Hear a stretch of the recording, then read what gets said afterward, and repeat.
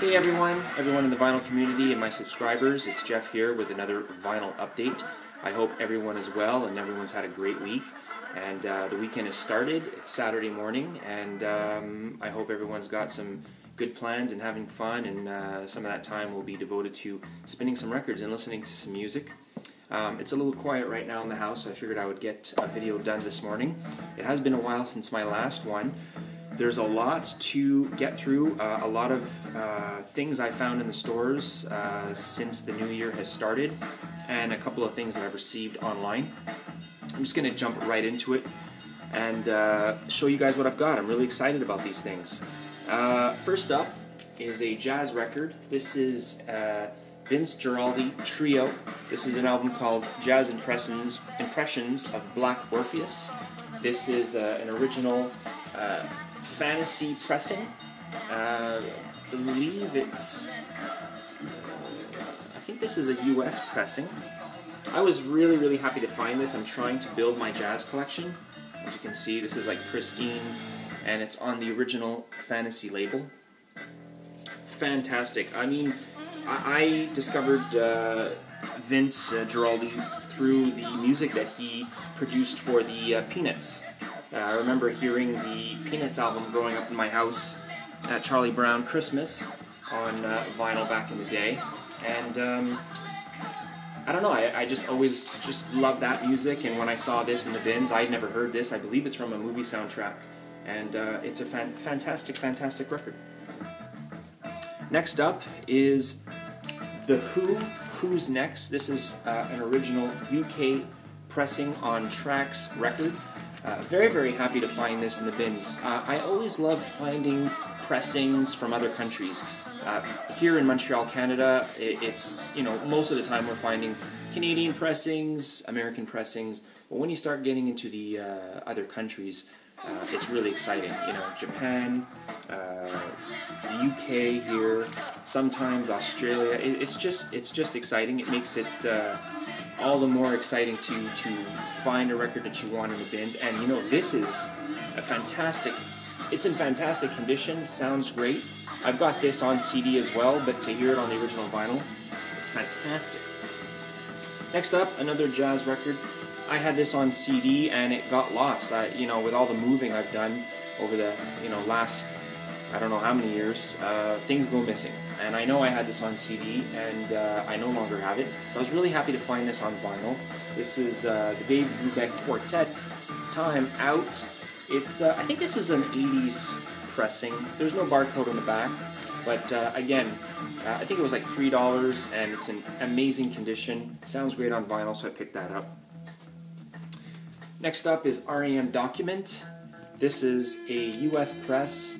An original first press. I was really happy to find this. I'm a really big REM fan. I have most of their stuff on CD, and I didn't have any vinyl, so when I found this, I had to pick it up. It sounds great.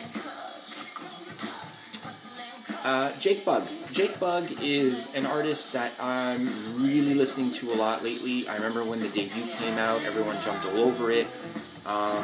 I immediately took to it, probably for, you know, my love of Bob Dylan, my love of Oasis, and also my overall love of just UK music. And musicians coming out of the United Kingdom just blow me away. I just love the music that comes from there. It just has this original sound that really no other place on the planet has, and he's no exception. Young guy, great singer, great guitar player, great songwriter. This is his latest album. Produced by Rick Rubin, and it's a really nice pressing, I have to say, and it came with a free download inside, so, you know, I was thinking of getting the CD because I had the debut on CD, but when I saw that it came with the free download, I figured, you know, spend the extra $5 and you can have both MP3, LP. Next is something I'm really excited about. This is an original pressing of Dark Side of the Moon, and, you know, I was going through the bins. I think I found this back in January. And when I was going through the bins, I had found this a couple of times through the years, but the vinyl's always like really beat up and not worth getting. But this one was in perfect condition, and it came with all the inserts. I'm trying to get them out here.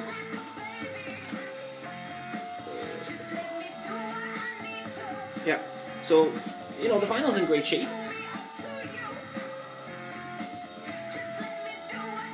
It's got the nice gatefold there. But what I loved is the inserts. So you got the 2 postcards there. I don't know if you can see that. Those were in there. And the 2 posters, which I've never come across one that had all the posters in such great condition. I love Pink Floyd. I'm a huge fan of this album. And this is the second poster. I've got 2 copies of this on CD. Oh, it goes like this, the Pyramid. Again, just a great album, great pressing, really quiet, which is important for an album like this because there's so many quiet sections to the material that when there's a lot of vinyl noise, it just takes away from the whole experience. I should mention that I love the album so much, I was able to track down a Japanese pressing, the blackface, from the original masters. This is the first pressing on CD, not the triangle but the blackface, using the same master, same thing, and it sounds fantastic on CD. I got this on eBay a couple of weeks back. Very happy about that. Next up, another Pink Floyd record, Wish You Were Here. I have the original Canadian CD but always wanted it on vinyl. Too Rich for My Blood. Trying to get a copy that's, you know, in good enough condition that you can play and enjoy. It's just impossible for like under $100, at least from what I've seen on eBay.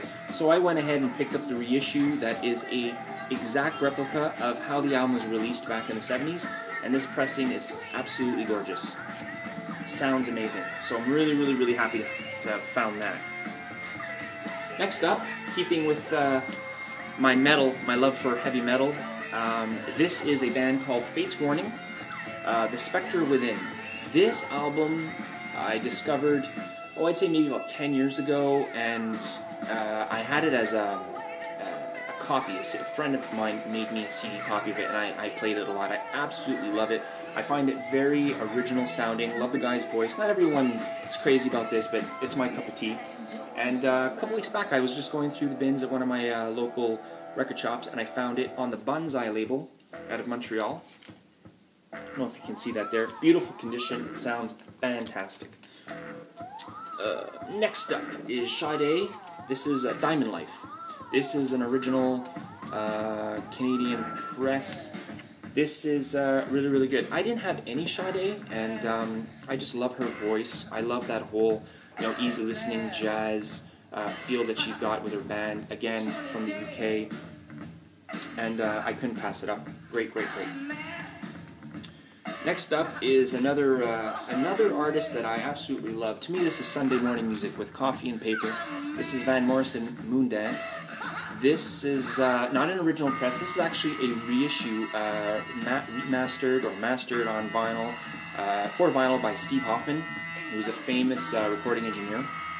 And this is, I have to say, if there's any fans of Van Morrison, I think you'd be hard-pressed finding even a mint copy of the original pressing of this that even can touch this. The sonics, the soundstage, the clarity, the warmth is absolutely beautiful. If you can nab this, they're not expensive. You can still find some copies, and you'll be well pleased with yourself. Next up is Def Leppard, Pyromania.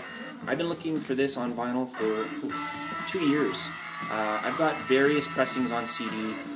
It's a difficult item, especially in Montreal, to find in good condition. Usually they're really scrapped and not worth picking up. This one is literally mint, $3 find. Very happy about that. And let's see. Next up is, this is the one I'm probably the most excited about. I actually just got this week. This is the Mad Season debut, Above. You got members of Pearl Jam, I think Mike McCready on guitar, Lane Staley from Alice in Chains on vocals, I think a member of Screaming Trees in here. This was released for Record Store Day 2013. This is a numbered copy, 682. This is on the MOV label out of Europe. And I was lucky on Record Store Day, don't get me wrong. There's a lot of things that I found that I want, but this just eluded me. And I was shocked. I was in HMV this week, and it was just sitting there. I guess they got, because HMV, I mean, they're all over Canada, but because they're pretty much a UK company, they get a lot of the pressings that are European. So I guess there's just some stock sitting around. I mean, I was shocked at the number. I know people on Record Store Day were in the thousands, and this is 682. So all this to say is the pressing is beautiful. Double vinyl, heavy, thick, 180 gram vinyl. Not a sound. Quiet, flat, beautiful pressing. And it because it's a quiet album. I mean, there's heavy moments, but there's a lot of soft moments as well. So you kind of want that. You don't want anything that's going to distract from the beautiful music. Next up is 70s pressings of Neil Young's After the Gold Rush. This is Gatefold. This is a great album. And I've just been, I have a lot of Neil Young on CD, and I'm just starting to build my collection on vinyl. And this is great. This is a great album. Next up is Neil Young.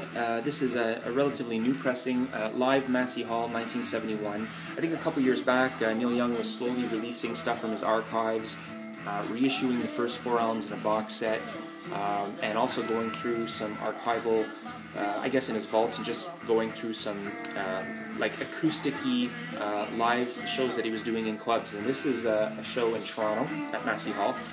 This is probably in my top 5 best-sounding vinyl I own. When I picked this up because the price was great, and I had heard, reading various things online, how great this pressing was. I was floored when I put the needle into the groove on this one.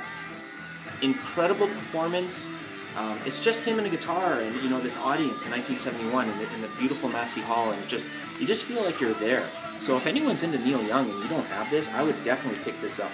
Absolutely beautiful. This is a European press. I believe this was pressed in Palace in Germany.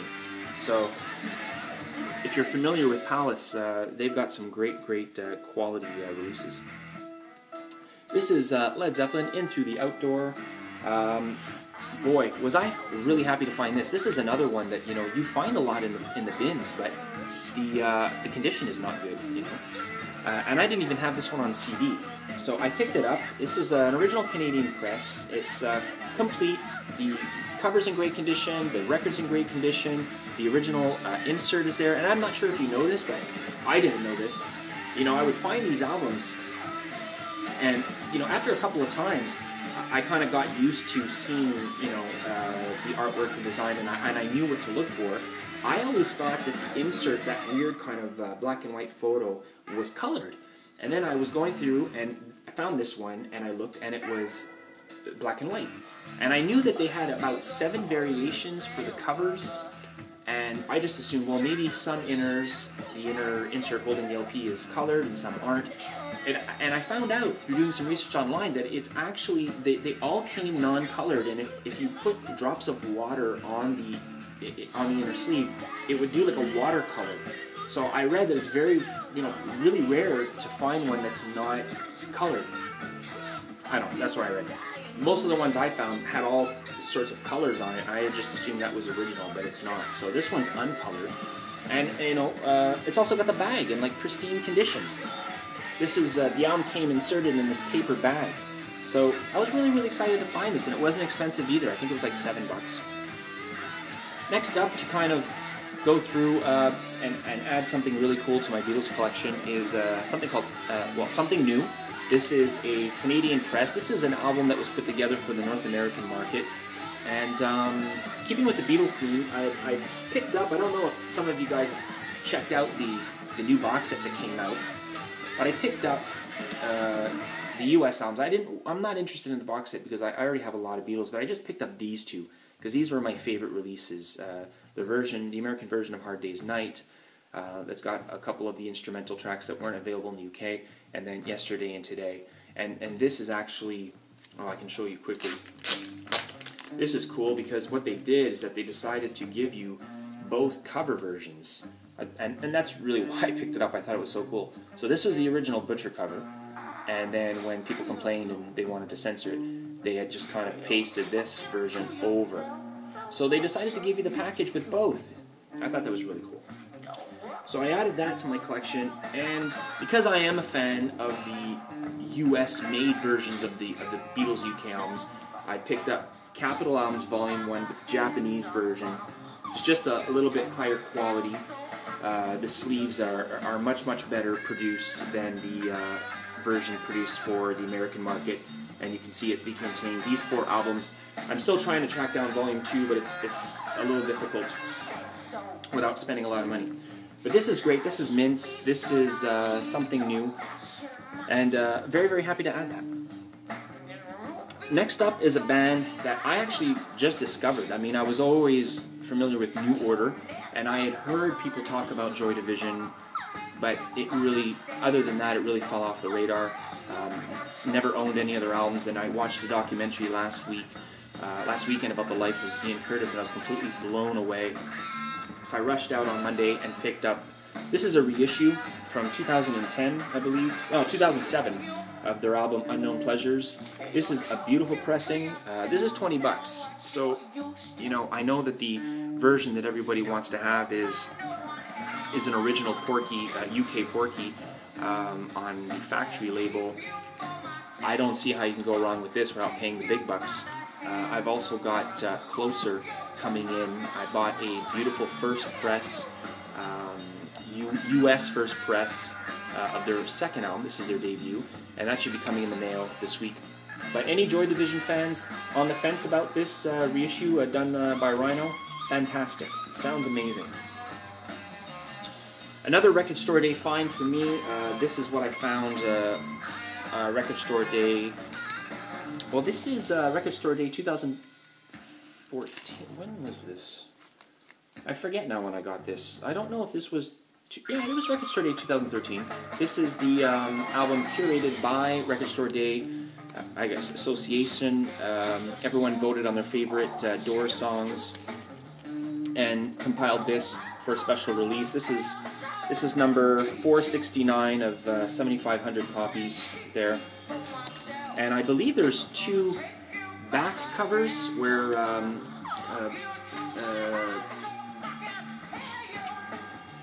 yeah, Ray Manzarek did one, and the guitar player, Robbie Krieger, this is his version, where he kind of just wrote out the lyrics by hand. So I was really happy to find this, and it sounds really good. Okay, next up is Joni Mitchell. This is an original Canadian press, gatefold, on the Reprise label. I'm a big fan of this album. I've got a couple of Joni Mitchell records, but this is by far my favorite. I don't know what it is. It takes me right back to my childhood when my mother used to play this. I love the album so much that I got the Rhino reissue done by Steve Hoffman, pressed at RTI. This is fantastic. I mean, I'm really happy to say that I have an original 70s press and now this pressing. I believe they're out of print. I believe they're, you know, the prices online were a little bit crazy. I always wanted to order it, but I just didn't. And then about a month ago, I was in one of my record stores, and they just got a copy in. So anyone who's into Joni Mitchell, you have to hear what Steve Hoffman did to this album. It's actually beautiful, and it's quite a beautiful pressing as well. Okay, next up is an album that I am just a huge fan of. Both of these bands, Jimmy Page and the Black Crowes, Live at the Greek. I got this on CD the moment it came out. Absolutely love it. This is a live recording of Jimmy performing with the Black Crowes, doing a few blues standards, but for the most part covering Led Zeppelin. The band smokes. Steve Gorman on drums did such a great job, you know, filling in for John Bonham, reproducing his parts with just adding just a hint of his own personal flair. I mean, talking about just a great drummer with great feel, and you need that for Zeppelin's material, you know. And Chris Robinson, I mean, wow, just does a fantastic job, and Jimmy sounds great. So when they reissued this on a 3 limited edition, let me show you how beautiful this thing is. Triple gatefold reissue on white vinyl, and it sounds awesome. Let me just show you one of these. Check this out. Look at that. Love this thing. So when I saw it, I had to have it. I mean, I have it on CD. The CD sounds great as well, but the packaging is just so beautiful. And isn't that what vinyl's all about, actually, to just have stuff like this, where they take such great care? Look at that artwork. Just awesome. Beautiful. So very, very happy to add that to the collection. I recommend that if anyone's had their eye on it. Next up is some Iron Maiden releases that I'm really excited about. You might not recognize this. It's a bootleg. This is a live show from the Soundboard, 1981, with Paul Di'Anno on vocals. This is a beautiful, beautiful pressing. Sounds really good for what it is, you know, a bootleg. I'm not a huge fan of bootlegs, but when I saw this, I took a chance on it. Beautiful gatefold, and it's on. I don't know what this is. Clear translucent vinyl. Beautiful, beautiful pressing. Really, really, really nice. Really good show. I mean, Maiden during that time, Paul Di'Anno, anything I've heard, bootleg or soundboard recordings, they were just on fire, you know? You're just picturing this really young band, hungry to succeed, and just proving it every night on stage. Another bootleg I picked up is something called 5 Seconds to Live, or 5 Seconds to Live, probably. This is a show from, I think, a couple of dates into their Somewhere in Time tour in the UK. This is taken from Bristol. 8th of October 1986. This is a double vinyl on purple vinyl. Really, really, really cool sounding show. This isn't a bootleg, this is an audience recording, but it's good. I like it. Very, very, very much. This just came in yesterday. Very excited about this. This is a first UK press of Somewhere in Time. Sorry, Seventh Son of the Seventh Son. This album has been eluding me for a long time. I mean, you never really find these albums in the bins, ever. If they're there, they're not there for very long, so by the time I get into the store, they're gone. But I got a great deal on eBay for this album, and I just had to snag it because there weren't a lot of people battling me that day for this copy. Beautiful, beautiful, beautiful copy. I spun it last night, and it was a revelation. I had the original Canadian CD that I thought always sounded great. This comes with the original inner. What I love about UK vinyl is the pressing. The vinyl is nice and thin. It's never noisy, and they always put a little bit more care than the North American releases. When I had this as a young child, or teenager I should say, this was just thin, but this is nice thick stock, you know. A lot of the UK Maiden albums came like that, and I was happy to see that this came with the original Fan Club insert to order some merchandise, so very, very, very happy about that. Great sounding record. I think that's as close to the master tapes as you're going to get if you're a fan of that album. Next up is a Maiden 12-inch single, Aces High, backed with King of Twilight and The Number of the Beast, a live version of Number of the Beast. Found this, I think I found this back in November, October. I actually forgot to show it in my last video. And when I was putting the Iron Maiden away, I saw it and I said, oh yeah.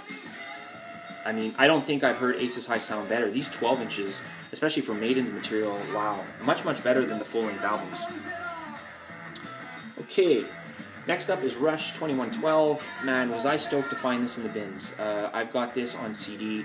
Love this album. And again, Rush is another band that, you know, you do come across some Canadian pressings, but a lot of times they're not in great condition, so you kind of just leave it. I was so happy that I was able to find this. Beautiful pressing, sounds awesome, original gatefold. Same thing with this one, same day. I guess a guy came and just sold, you know, his collection, and this was in it. Rush, Farewell to Kings. Beautiful, beautiful condition, sounds great, gatefold there. Very excited about that. Alright, last is Metallica Load. Found this in HMV. Which I was actually shocked that I found this, because this came out I think in 2010 they reissued this on vinyl. I remember when this came out on CD, I don't know if I was just in a different frame of mind, you know, I was into a lot of alternative music, and I liked a couple of tracks when I got it on CD, but the album as a whole really didn't do anything for me, and it really just got pushed to the back of my collection. And when I saw it in HMV last month, I thought, you know what, there were a couple of songs I liked off that. I had lost the CD of this, so I figured I'm going to get it. You know, it wasn't expensive, it was like 20 bucks, double vinyl, and boy, was I happy I did. I mean, this album, it's like rediscovered this album, you know. There's some actually great songs on this. Reload I cannot stand. That they also had Reload, and I'm like, no, I'm not going to touch that. That's as far as I go. And I think they've kind of come back a little bit with Death Magnetic. A little bit of cross between a modern sounding Metallica with Injustice for All with some Black Album sprinkled in there. But this is a great listen. So that's it. I mean, I had a couple of other little things like CDs and stuff I wanted to show you, but I think I'm going to stop this for now. It's gone on a little long. I do have a couple of other things coming in the mail, trades I've done online with some friends that I'm really excited about. I sent a couple of things out to some people that were having a little trouble finding records that I came across in the mail for them. So I think when I'm going to get a little bit more of those things, I'll put together another video, maybe next month, showing some of the CDs that I bought. So anyways, I'm going to leave you guys with that. I hope you enjoyed this update.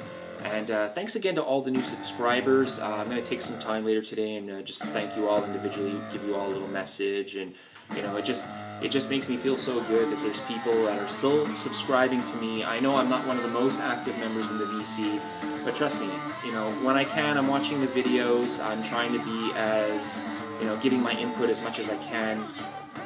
And I'd like to say a special thank you to Robert Z for the shout out or including me in his VC video tribute that he put up earlier this week. I love the video, Robert. I just want to say thanks again for that. Loved your video. You're such a great guy, such a nice guy, and I'm really happy that you're one of the people that I was able to meet here and converse with on the VC. This is what I love about it, is just, you know, meeting people that you normally wouldn't get a chance to talk to and share some interests. So with that, I'm going to leave you guys. Have a great weekend. Have a great week next week, and we'll talk soon. Bye.